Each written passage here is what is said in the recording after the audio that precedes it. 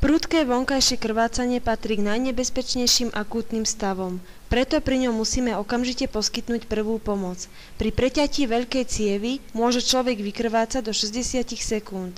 Pri strate 1/3 objemu krvi dochádza k šoku, ktorý sa prejaví výraznou bledosťou, studenou vlhkou kožou, nepokojom, ospalosťou až bezvedomím.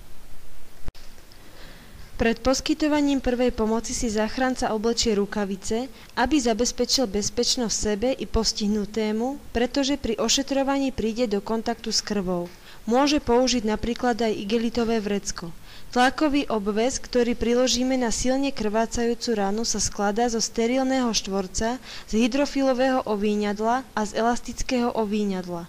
V rámci poskytovania protišokových opatrení prikryjeme postihnutého termofóliou, aby sme zabránili úniku tepla do prostredia. Ranu stlačíme prstami, zdvihneme nad úroveň srdca, priložíme tlakový obväz a urobíme protišokové opatrenia 5T. Teplo, ticho, tíšenie bolesti, tekutiny a transport. Postihnutého uložíme do protišokovej polohy.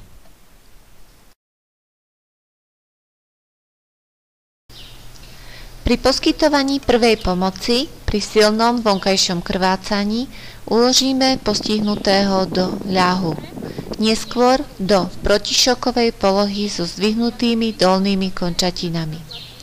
Okamžite stlačíme prstami ranu a zdvihneme ju nad úroveň srdca. Druhý záchranca privolá záchrannú službu na číslo 155, rýchla zdravotná pomoc, alebo 112, integrovaný záchranný systém. Zatiaľ priložíme na ranu tlakový obväz, ktorý sa skladá zo sterilného krytia, štvorca, môže byť aj akákoľvek čistá látka, z jedného nerozvinutého ovínadla a z jedného elastického ovínadla, ktorým ranu stiahneme. Ak rana stále krváca, priložíme ďalšiu vrstvu. Zároveň robíme protišokové opatrenia 5T. Zabezpečíme postihnutému teplo, prikryjeme ho dekou, bundou alebo termofóliou, ticho, utišujeme bolesť. Lieky od bolesti nepodávame. Tekutiny poskytneme len vo forme ovlaženia pier, transport zabezpečíme privolaním záchrannej služby. Stále sledujeme vedomie a dýchanie postihnutého a komunikujeme s ním.